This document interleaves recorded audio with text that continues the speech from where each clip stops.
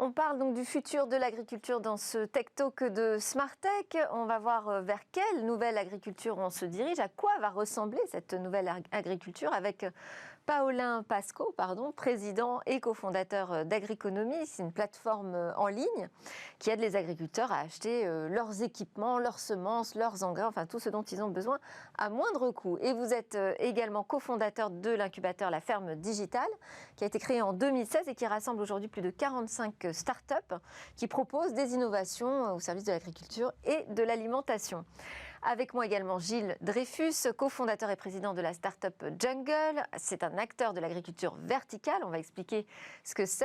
C'est une start-up originaire du Portugal qui s'est lancée sur le marché français en janvier 2020. Et en ce moment, là en France, il y a en cours la construction de la plus grande ferme verticale de notre territoire. Alors, Paulin Pasco, ce que je n'ai pas dit, c'est que vous étiez également petit-fils d'agriculteur. Donc, vous connaissez bien ce métier. Est-ce qu'il vous semble que le numérique résout en premier, tout d'abord, une problématique économique ? Évidemment, mais pas que le numérique. Les innovations au sens large dans le secteur agricole et toutes les nouvelles technologies qui y sont affiliées permettent à l'agriculture et aux agriculteurs d'avoir une performance économique meilleure, mais également d'avoir une performance environnementale accrue, parce que l'objectif de toutes ces innovations, c'est d'aider l'agriculteur, la diversité des agricultures, mais évidemment les challenges environnementaux. Et en quoi, ou alors quels outils précisément peuvent permettre de travailler la rentabilité d'une exploitation agricole ? Alors vous avez une multitude de nouvelles technologies qui peuvent nous aider. Vous avez la robotique qui accélère très fortement. Vous avez les objets connectés, les capteurs. J'ai envie de vous dire, d'abord, la robotique, c'est pas nouveau. Les engins sont sur les exploitations depuis longtemps. Pas nouveau, mais aujourd'hui, vous allez avoir des robots qui seront autonomes et qui seront en capacité de faire des tâches qui étaient très pénibles pour l'agriculteur et aussi avoir une meilleure précision sur l'utilisation des intrants, des pesticides, etc. Donc pour avoir un impact environnemental meilleur sur l'exploitation. Qu'est-ce que vous appelez les intrants ? Les intrants, c'est tout ce que vous allez appliquer sur votre sol. D'accord. Voilà, ça peut être des engrais, ça peut être de la protection des plantes, donc des pesticides. Donc tout ce que vous allez mettre sur votre exploitation. Donc des machines ? Vous avez des machines, par exemple, des robots qui vont aider à désherber manuellement vos rangs ou qui vont réussir... Et quand vous dites qu'elles sont autonomes, c'est-à-dire qu'elles travaillent aussi à partir de la data ? Elles travaillent à partir de la data, évidemment. Aujourd'hui, pour essayer d'améliorer tout ce qu'on fait dans le secteur agricole, il faut qu'on puisse prédire beaucoup plus.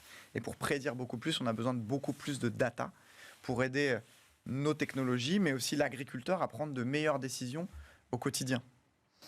Gilles Dreyfus, vous, la révolution de l'agriculture, vous la voyez plutôt verticale. Alors, qu'est-ce que ça veut dire, cette agriculture verticale ? Alors nous, Jungle est spécialisé, donc on construit et on opère des fermes verticales en environnement contrôlé. Donc la verticalité, elle provient du fait que, comme on est intégré au bâti, et on est dans les villes ou près des villes, le mètre carré est cher, et pour l'optimiser, on fait pousser sur plusieurs niveaux.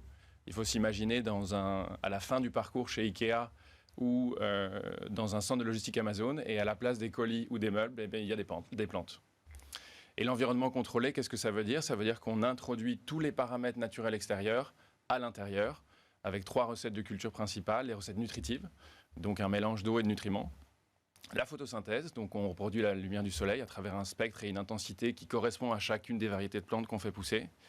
Et le climat, donc qui comprend humidité relative, concentration de CO2, simulation du vent et circulation de l'air. Alors tout ça, ça prend quand même un peu de place. C'est-à-dire c'est pas juste des étagères les unes au-dessus des autres.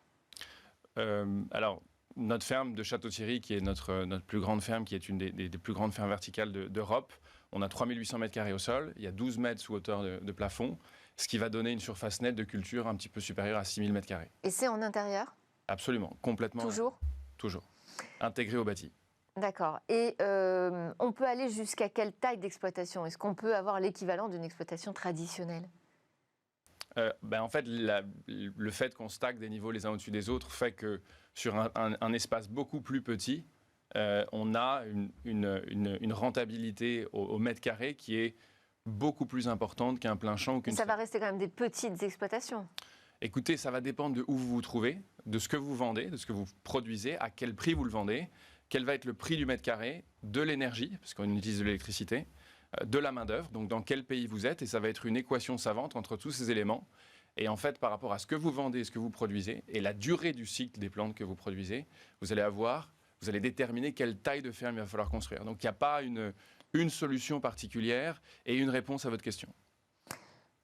Paulin Pasco, quand on dit qu'on va donc davantage utiliser la data dans les exploitations, est-ce que ça change le profil des agriculteurs ?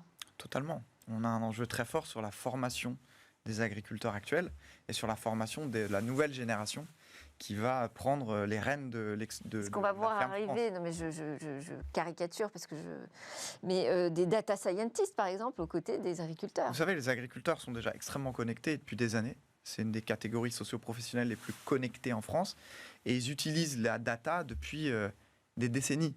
Pourquoi ? Parce que c'est un métier qui, en plus d'être très compliqué, utilise beaucoup de facteurs externes. Et donc l'agriculteur était le premier utilisateur du Minitel pour avoir des datas sur la météo et était un des premiers utilisateurs des objets connectés pour savoir ce qui se passait dans ses champs, à utiliser les données satellitaires très vite, les drones. Et tout ça pour récolter de la data. Pourtant, moi, j'ai entendu qu'il y avait quand même certains freins, justement, à l'utilisation de drones, que ça modifiait tellement profondément le métier de l'agriculteur que ce n'était pas si évident à imposer. Alors, c'est pas... Bon, si on parle du drone, le drone, il permet à un agriculteur de couvrir un territoire très large. Oui. Donc, quand vous avez une petite parcelle, une petite exploitation, vous pouvez très vite aller vous balader, vous rendre compte de ce qui se passe dans vos champs. Quand vous avez un territoire, que vous êtes un groupement d'agriculteurs, vous avez deux technologies qui vous permettent de bien comprendre ce qui se passe. C'est le satellite, mais le satellite, quand il y a un peu de nuages, c'est compliqué. Et puis, il n'y a pas de la donnée constante tout le temps. Il faut quelques jours, le temps qui repasse au-dessus de votre exploitation, jours ou semaines. Et vous avez la technologie du drone, qui permet en une journée de couvrir un territoire très large, d'aller récolter de l'information sur vos cultures pour savoir comment gérer les doses que vous allez administrer dans vos champs, ou de comprendre le développement de votre culture. Donc ça, encore une fois, vous dites qu'il n'y a pas de frein aujourd'hui. Il y a des freins à tout. Vous savez, il y a des freins à tout. Il y a des freins psychologiques, il y a des freins de formation, il y a des freins de financement et d'acceptation. Mais aujourd'hui, l'agriculture a besoin de se recentrer sur trois choses. Un, pour moi, son agronomie et retrouver un peu de bon sens parfois. Deux, les nouvelles technologies qui vont apporter beaucoup de choses, qui vont permettre d'améliorer les différentes performances de nos agricultures. Et trois, les nouveaux modèles. Donc on en parle avec Jungle ici, avec les circuits courts, avec des agriculteurs qui changent de métier et qui trouvent de nouveaux modèles. Donc c'est pour moi, c'est ces trois sujets-là qui sont le futur de l'agriculture. Et à ça, on doit adosser comment est-ce qu'on s'assure la durabilité du métier d'agriculteur et de la diversité des agricultures, en France notamment. Je reviens sur la ferme verticale. Vous vous êtes lancé en France, moi j'ai vu ça avec Monoprix, Intermarché. Qu'est-ce que vous faites avec eux ? Alors, donc on distribue des légumes majoritairement avec eux, donc des légumes feuilles, des salades, donc de la laitue, feuilles de chêne, du cresson, de la roquette, de la mâche, beaucoup d'herbes aromatiques, donc basilic vert, basilic citron, basilic thaï, et des classiques comme coriandre, ciboulette, persil. Et aussi des jeunes pousses. Donc des jeunes pousses, c'est entre 6 et 10 jours de croissance. C'est quand le cotylédon, les deux premières petites feuilles, sortent de la tige. Et c'est le moment où la plante va avoir une charge nutritive et un goût qui est le plus intense. C'est ce qui provient de la force de la sortie de la graine. Et donc là, on distribue du shiso, qui est une herbe japonaise, qui est délicieuse, qui a un petit goût amandé. De la moutarde, du shiso, de la moutarde, pardon, du radis. Du radis, exactement. Pardon, je m'étouffe. Voilà. Est-ce que quand le consommateur arrive dans son Monoprix ou son Intermarché, il fait la différence ? Est-ce qu'il y a une étiquette qui dit que ces produits viennent d'une ferme verticale ? Qu'est-ce que ça change, je veux dire, concrètement ? Non, concrètement, nous, on ne parle pas de la méthode de production ni de la technologie. On met en avant des éléments extrêmement simples, les vertus de la méthode de culture. Donc il y a la localité, évidemment. Il y a le fait qu'en environnement contrôlé... Ça veut dire qu'on est dans un circuit plus court ? Absolument. Donc là, notre ferme est à 80 km de Paris. Et on approvisionne, l'objectif c'est de développer l'ensemble du réseau avec Monoprix. Le fait qu'on soit en environnement contrôlé, on n'a pas besoin de se protéger contre des attaques extérieures d'animaux, de pucerons ou d'insectes. Et donc on a 0,0% recours à des pesticides, des herbicides et des fongicides. Donc la marque Jungle, En intérieur, on peut avoir des pucerons, il peut quand même y avoir des insectes. il y a des moyens de prévention quand même qui permettent d'être moins exposés qu'à l'extérieur. Les aléas climatiques qui sont Absolument. pas présents du tout. Donc on Donc met en- c'est plus bio que bio. C'est ça que vous dites en fait, quand on est en ferme intérieure. Alors, le bio, c'est autre chose. Nous, on est une nouvelle catégorie et on a une approche qui est très différente. Le bio a des gens qui font des choses absolument formidables, d'autres un peu moins. Nous, on est une offre complémentaire par rapport à ce Et alors comment vous définissez si c'est pas bio? c'est de l'agriculture verticale en environnement contrôlé, donc D'accord. de la localité, Ok. sans pesticides. D'accord. On fait pousser des plantes vivantes. Donc, en fait, on germine nos graines dans un substrat. On les fait passer dans le système en tant que tel et on les vend comme ça. Donc, elles sont dans leur environnement naturel, ce qui veut dire que leur charge gustative et nutritive dure plus longtemps et surtout, le client peut conserver ça beaucoup plus longtemps. Donc ça transforme, c'est ce que je disais, cette nouvelle agriculture transforme aussi l'alimentation. Ça va changer dans nos assiettes. Et ça vient souvent de là. C'est-à-dire qu'on va avoir une transition agricole qui vient souvent d'un besoin politique ou du consommateur. Et ce qui est fort, si on reprend l'histoire de l'agriculture, l'agriculture a toujours su s'adapter aux transitions qu'on lui a demandées. Et aujourd'hui, il y a une transition très forte avec beaucoup de nouvelles technologies et de nouveaux modèles qui apparaissent, mais il ne faut pas opposer les agricultures. Alors, je parlais d'agriconomie comme d'une plateforme où on peut acheter en tant qu'agriculteur tout ce dont on a besoin. Donc, on pense à un site de e-commerce, finalement, ça revient un petit peu à ça.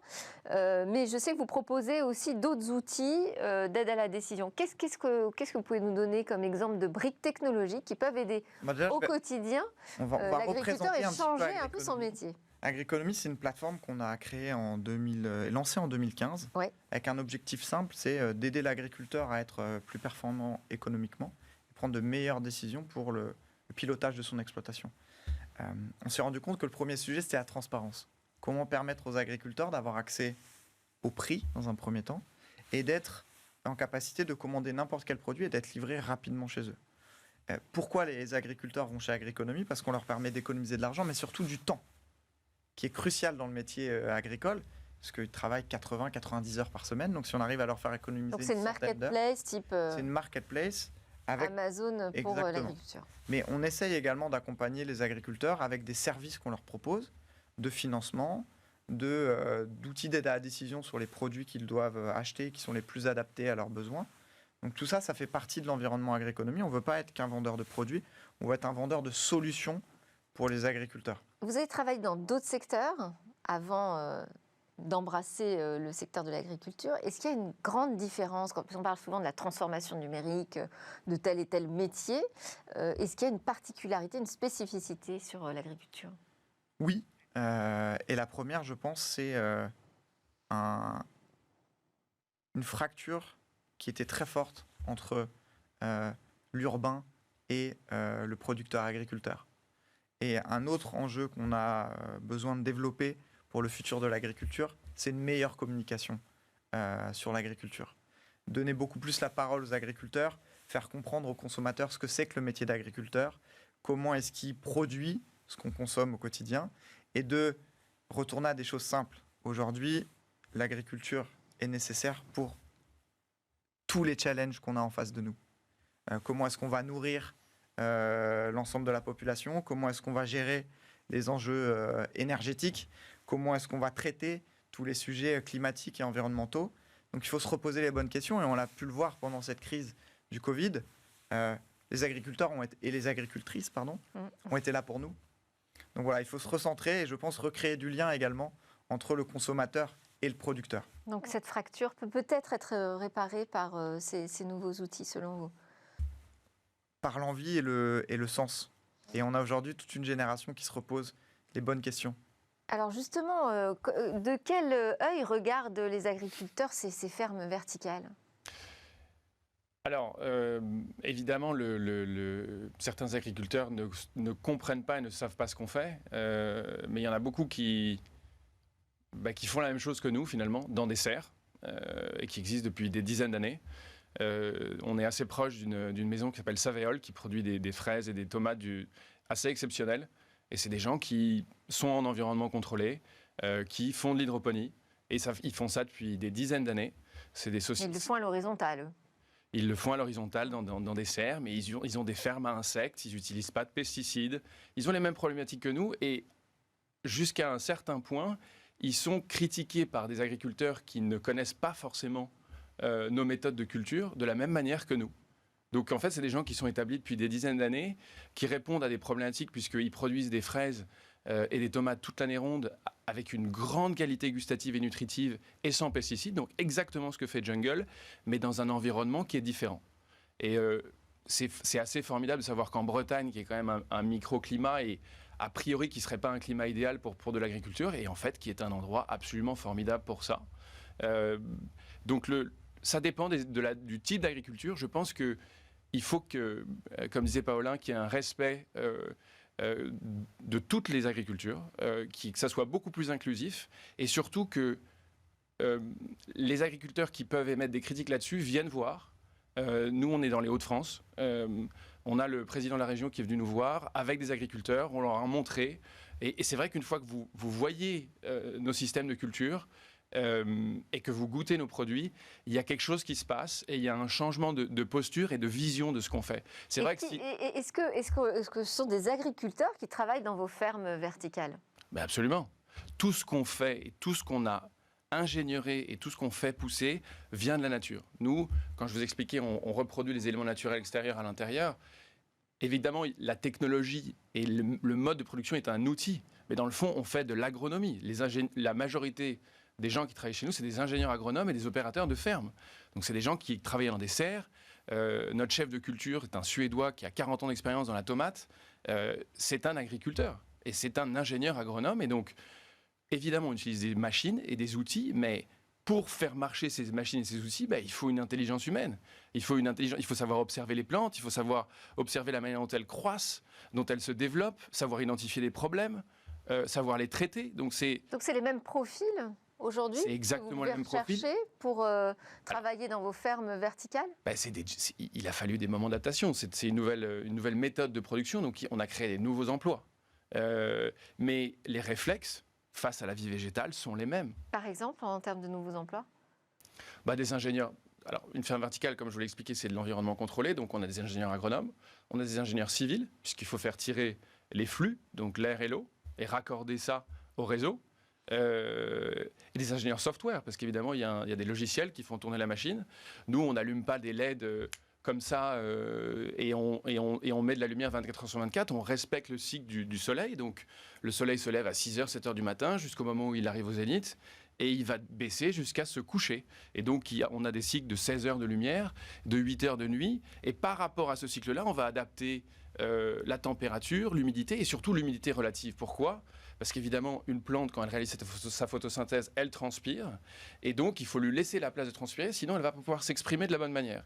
Donc, on essaye, dans l'environnement contrôlé, de reproduire les régulations que font la nature, de la manière la plus précise et la plus rigoureuse possible. Bon, alors là, on reste quand même sur les plantes, les végétaux, les fruits, les légumes. Une ferme, c'est aussi des animaux. L'incubateur que vous avez lancé s'appelle la ferme digitale. Est-ce que c'est une projection de la ferme du futur ? À quoi ça pourrait ressembler ? La ferme du futur ? Oui. Alors déjà, la ferme digitale, c'est une association qui fédère toutes les startups de l'agri et de l'agrotech. Donc, qui travaille sur la transformation. Qui travaille sur la transformation que vit l'agriculture. Donc on a une multitude de startups et de grands groupes qui travaillent pour construire la ferme de demain. Mais la ferme de demain, c'est une ferme qui est, comme je le disais au démarrage, plus performante économiquement, plus respectueuse de l'environnement, qui se focalise plus sur le bien-être animal, mais également le bien-être des exploitants et des exploitantes agricoles, c'est très important. Et qui va... Et leurs revenus ? Et leurs revenus. Évidemment, quand je parle de performance économique d'une exploitation, je parle en premier lieu du salaire que vont pouvoir percevoir les agriculteurs et les agricultrices qui travaillent au quotidien pour nous permettre de bouffer. Bon, merci à tous les deux. Ça nous a donné un premier aperçu de cette agriculture qui est en train de changer, mais la transformation ne fait que commencer. Merci à Paolin Pascaud, président cofondateur d'Agriconomie, et à Gilles Dreyfus, président cofondateur de la start-up Jungle. Juste après la pause, on s'intéresse encore à notre santé. On va parler des ondes 5G et du rapport de l'ANSES.